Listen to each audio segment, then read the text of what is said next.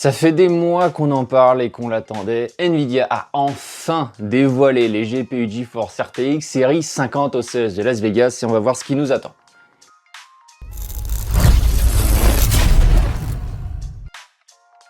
Basés sur l'architecture Blackwell, les nouveaux GPU utiliseront des Tensor Core de 5e génération et des Core Ray Tracing de 4e génération.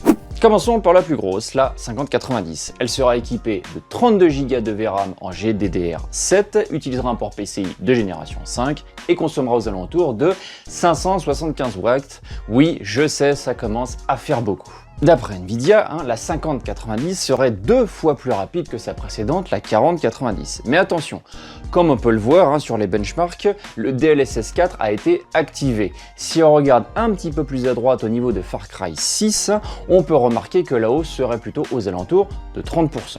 Alors ensuite, on va passer à la 5080 qui sera, elle, équipée de 16 Go de VRAM également en GDDR7, utilisera aussi un port PCI Gen 5 et consommera aux alentours de 360 watts. D'après Nvidia, c'est la même chose, à peu près 2 fois plus de performance, et encore une fois, il faut faire attention, le DLSS 4 est toujours activé quand on regarde les benchmarks. Concernant la 5070 Ti, elle bénéficiera de 16 Go de VRAM, aura une consommation d'environ 300 watts, et comme d'habitude, blablabla, 2 fois plus de perf. Et enfin, la 5070, elle aura 12 Go de VRAM, une consommation de 250 watts, 2 fois plus de performance, blablabla, etc. Toujours comme d'habitude. Ma parole, ils auraient dû appeler ça la conférence 2 fois plus de perf. Alors, ne vous méprenez pas, on est super excité chez Dataforge de ces nouveaux GPU. Normalement, ça va être très prometteur et ça va annoncer de gros gains de performance. La 5090 et la 5080 devraient sortir aux alentours du 30 janvier et les 5070 et 70 Ti devraient suivre courant février. Concernant les prix publics annoncés par Nvidia, c'est pas trop mal parce que la 5090 a été annoncée à 2000 $. Bon, faut le reconnaître que ce GPU est quand même plutôt orienté pour les professionnels.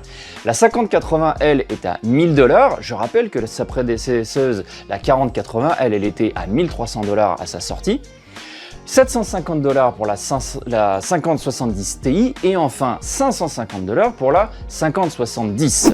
Alors, bien qu'Nvidia annonce une révolution en termes de performance, je ne saurais que vous conseiller d'attendre quand même les benchmarks officiels en conditions réelles pour voir ce qu'elles ont réellement dans le ventre. Parce que, comme on le sait tous, les constructeurs ont tendance à légèrement exagérer les performances réelles quand il s'agit de vendre leurs nouveautés. Alors, rendez-vous le 30 janvier pour voir les premiers benchmarks de ces nouveaux GPU.